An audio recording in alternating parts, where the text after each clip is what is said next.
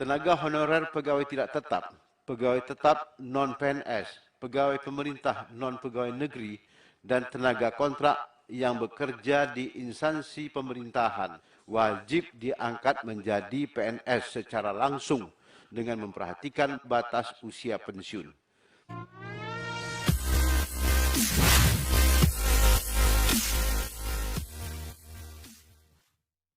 Adapun materi muatan rancangan undang-undang perubahan atas undang-undang ASN antara lain sebagai berikut. 1. Pengangkatan tenaga honorer.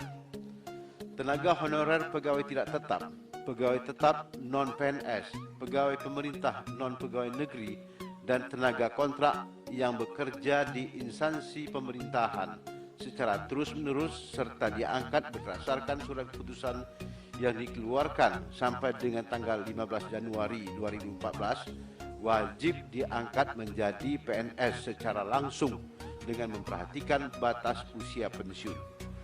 Adapun mekanisme pengangkatan tenaga honorer dilaksanakan sebagai berikut. A. Melalui seleksi administrasi berupa verifikasi dan validasi data surat keputusan pengangkatan. B.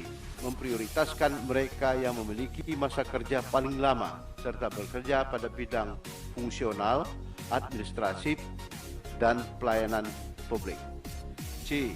Mempertimbangkan masa kerja, gaji, ijazah pendidikan terakhir, dan tunjangan yang diperoleh sebelumnya. D. Tenaga honorer dan sejenisnya diangkat menjadi PNS oleh pemerintah pusat. E. Dalam hal tenaga honorer dan sejenisnya tidak bersedia diangkat menjadi PNS, maka diangkat menjadi pegawai pemerintah dengan perjanjian kerja atau PPPK. 2. Pemberian hak atas jaminan pensiun kepada PPPK.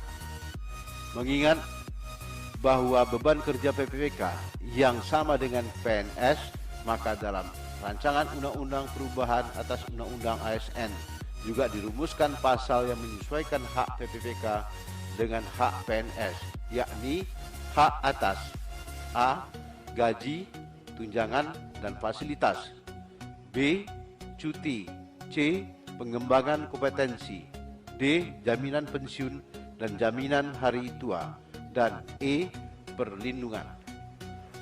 PNS maupun PPK sesuai dengan amanat Undang-Undang Nomor 40 Tahun 2004 tentang Sistem Jaminan Sosial Nasional dan Undang-Undang Nomor 24 Tahun 2011 tentang Badan Penyelenggaraan Jaminan Sosial, yaitu A. Jaminan kesehatan, B. Jaminan kecelakaan kerja, C. Jaminan hari tua, D. Jaminan pensiun, dan E. Jaminan kematian. 3. Penghapusan lembaga KSN. Fungsi, tugas, dan wewenang Komisi Aparatur Sipil Negara (KASN) pada rancangan undang-undang perubahan atas undang-undang ASN dihapus untuk selanjutnya dilekatkan kembali kepada kementerian. 4. Penetapan kebutuhan ASN. Penetapan kebutuhan PNS dan PPPK harus disertai jadwal pengadaan jumlah dan jenis jabatan yang dibutuhkan serta kriteria untuk masing-masing jabatan sehingga dapat menjadi dasar diadakannya pengadaan PNS dan PPPK. 5. Pengurangan ASN.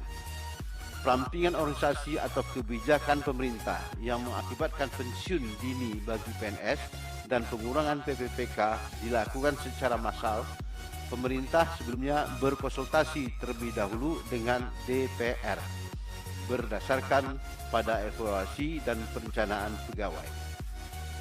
Demikian penjelasan Komisi 2 DPR RI terkait rancangan undang-undang perubahan atas Undang-Undang Nomor 5 Tahun 2014 tentang ASN.